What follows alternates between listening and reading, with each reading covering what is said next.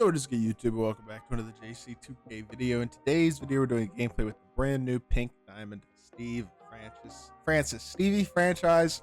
It was one of the more electric point guards, I'd say, in NBA history. Although his cards never quite reflect that in 2K. Obviously, he's a great slasher, got super solid stats and badges, but not top tier defensively, which would be all right if his jumper was better. But his jumper's generally not very good in my team, so we're going to check that out and see if it's better this year.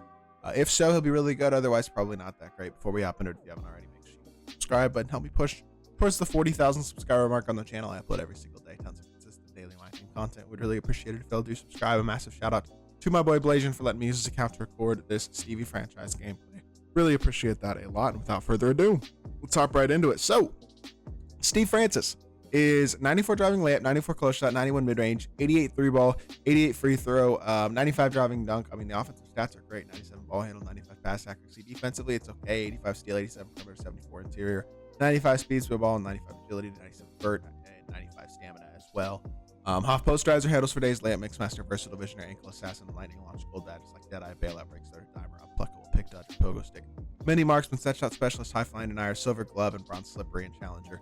Needs some badges upgraded, some things added, things like off ball pest, movable enforcer, on ball menace, and then probably maybe shooter, limitless, strong hand. Two of those three, maybe, I don't know. Definitely some defensive badges, and then a couple shooting badges or playmaking or something along those lines on Steve Francis to max him out. But the question with this card is, how is his movement? Okay, so he's got a bad same side hezzy, but he does have his own size up still. So I know people love Steve Francis size up, and it's like the park meta move. But I don't think the escape is quite as good. His dribble style isn't like top tier. This only really works with like an amazing dribble style, and Steve Francis doesn't really have that. I will say the jumper feels, well, it feels a little bit better, I think. I can't really tell. I'm not going to sit here and say this is like the smoothest, easiest jumper I've ever seen, but with the button especially, it actually feels quicker this year, which is good. I don't think with the, actually, it feels longer with the rhythm shooting within the button, which isn't super unique, or super common, I should say, but the jumper doesn't feel that bad. Like, I don't think it's great, but it's better than it's been the last couple of years. That improves this card.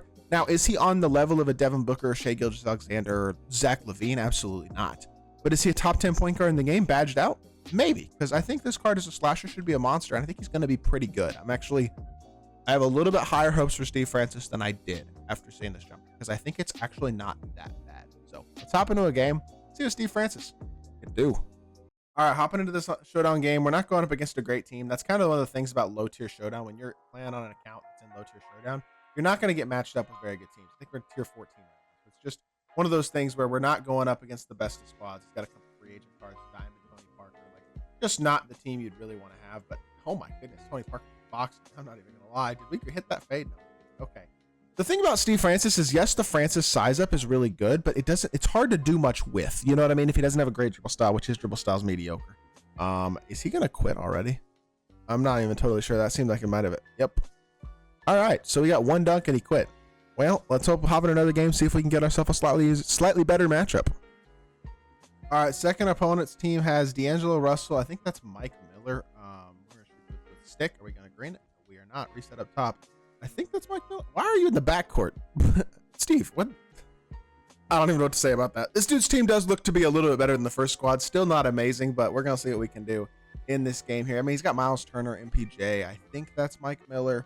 I'm assuming that's Antonio Davis. Yeah, he's got a non-shooting power forward. That's generally not the best decision in the world, but good defense. Jaime Jaquez. Let's get out in transition, run the floor, kick to the corner, catch, pump fake. He doesn't have a great behind the back. This card's movement is so mediocre. Good fade. And then I started over to Miles Turner as well. My mistake. No bump there either. That's tough. I just don't. I don't see the shot creation with this card outside of that. Outside of that Francis size up, I don't see a ton of shot creation, like actual movement out of this card. And so it's like, yeah, he can rim run, I guess. Let me put on a freelance real quickly. My bad. But I am, with the release not being that great and the movement not being that great, it's like, I don't know, man. Maybe I'm tripping, but I'm struggling to see the viability of the Steve Francis card at a competitive level, because I feel like, I mean, Ja has a much better release if you want a rim running point guard. D Wade is much better defensively. Gary Payton is much better defensively and has a better jumper. Steve Francis is like an okay shooter, but the jumper's not super fast. his slashing is very good, but you have to beat the defender off the dribble to effectively slash, because you're not just getting contact dunks on people all day. That's just not how this game works. So then it's like, what is the main value of this card? Is it just you're just running through people and hoping to get foul calls? Because a lot of point guards can do that. So I don't know. I don't see like the super high level versatility to this card that I think people would want, although his shot's not bad. Like when he's open, he's gonna knock it down. It's a good 3-ball right there, and then that's a steal as well. Good defense, Stevie. I see you, bro. Go corner, shoot the fade. Fade ain't bad. You know what? I can live with that fade. 2 for $1. Is he okay? This dude's not playing already. I think he's done. Why can I not get like an actual game in Tier 1 Showdown? I'm just trying to show off Steve Francis, and I can't get in a real game. We scored 3 buckets in a row, and he's already up out of here, and now he's stalling. Holy crap, remind me not to do a gameplay on in Tier freaking 15, 12, 14, 13 Showdown, because I don't even know, to be totally honest, but whatever. Let's see if he'll actually play. If not, we're going to have to go hop into a third game, I guess. But Steve Francis having knocked down a couple threes so far. Nope, this dude's not actually going to play either. He's just going to stall. Oh my. What are we doing? Like, what is life? What is the plan of this? Like, what is the enjoyment anybody gets out of this? Regardless, I guess let's hop into one more game with Steve Francis. Unfortunately, I can't just quit and hop into the next game because quit bans are a thing. It's so stupid. We might just play salary cap for this last game. All right, third game does look to be a charm, but we've started off pretty poorly. Steve Francis does have 2 points, 1 rebound, 1 assist. I was supposed to be recording, but I accidentally forgot to press record again.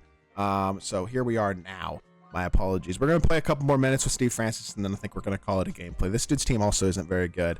He is actually playing, though, at least, which is nice. And we're going to do what we can do, man, as best we can. Steve Francis, I mean, defensively, the cards looked pretty good. But I will say, from the few minutes that I've used him at this point, his movement isn't good enough to where he really is like a primary shot creating shooting guard, or point guard, I should say. And therefore, the question is, like, you're not the best defender. Your jump shot isn't the best for, like, spotting up. He's just not top tier. He greened it lightly there, though. That was a nice shot. I respect that a lot. He's a little bit injured. Okay, well, you're gonna have to battle through the injury for a second, Steve. Just bear with me, please. Can I sub him back in?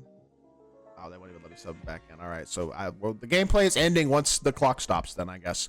But point being, like I said in that second gameplay, the movement besides the Francis size up is not top tier. I mean, his dribble style's mediocre. The jumper's not top tier as well. Like, as a whole, it's just hard to see the justification for this card really being a top tier point guard, and now he's hurt as well. So for me, this card's kind of going to be a no, to be honest. It's 5 points, 1 rebound, 1 assist, but 2 of 7, 1 or 2 from 3. Like I said, we started off this game pretty poorly. As a whole, I just am struggling to see the viability of this card at a competitive level because Ja has a much better release. Gary Payton is much better defensively. Dwayne Wade is much better defensively and has a better fade and is bigger. Victor Oladipo and DeJounte Murray are both better defenders and have better jump shots. I mean, I can go on, right? But, like, obviously, Devin Booker, Shai Gilgeous-Alexander, Zach LaVine are all better than him. Those are the best point guards in the game. Like, as a whole, this is not a card that I think you can really sit here and say, oh, yeah, he's a top 5 point guard in the game. He's a competitive level point guard. I just don't think that's quite where we are with this card. I'm not saying he's bad. I just don't think he's, like, top tier either, unfortunately. And so, while he's not complete trash, he's not a card that I would really highly recommend either at the PG spot on my team. He's going to be way too expensive for that as well. So hope y'all did enjoy the video. If you did, make sure you hit that like button, leave a comment, and subscribe. I'll be back with more 2K content very, very soon. I appreciate y'all. Peace.